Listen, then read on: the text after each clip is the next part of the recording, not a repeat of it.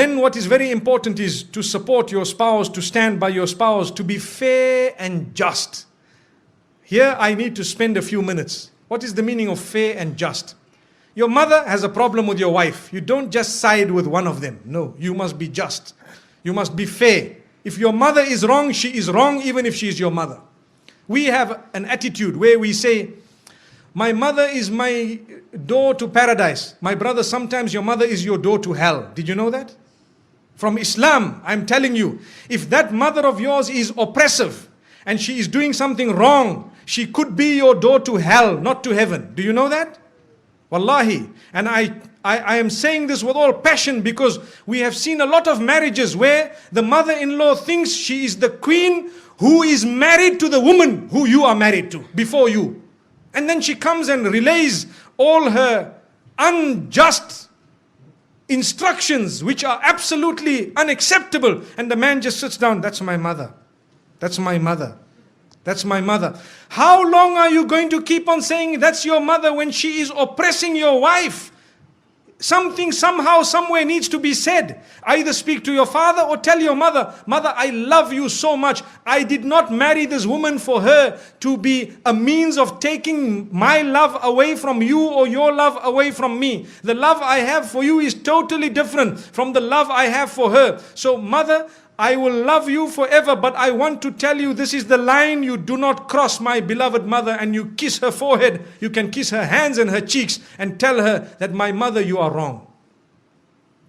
Lay it down. When you do not lay your territory, your marriage cannot work. People don't know where is my limit. They don't know. So how can your marriage work? Your mother doesn't know, your father doesn't know. Some fathers issue instructions to their daughters-in-law worse than the instruction of their own son to that wife of theirs.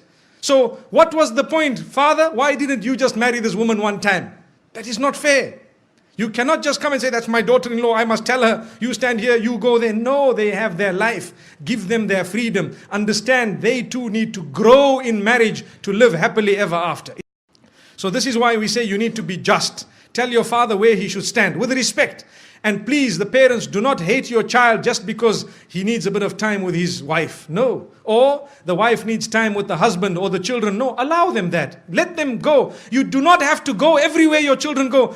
We are going for a holiday, for example, to Penang or to Langkawi. So now father says, we are coming with. Okay, you come with, mashallah. The next year we are going to holiday, we are going to this place, we are coming with. The following year we are... So whenever did they go alone? Never. Why? Because mom and dad tag along. Give them once or twice, a few times, give them their own. Tell them, look, you guys go along, inshallah, enjoy yourselves, and next time we will join you. Perhaps you can arrange for us. Yes, it is very important to look after your parents. Believe me, we are not at all undermining that.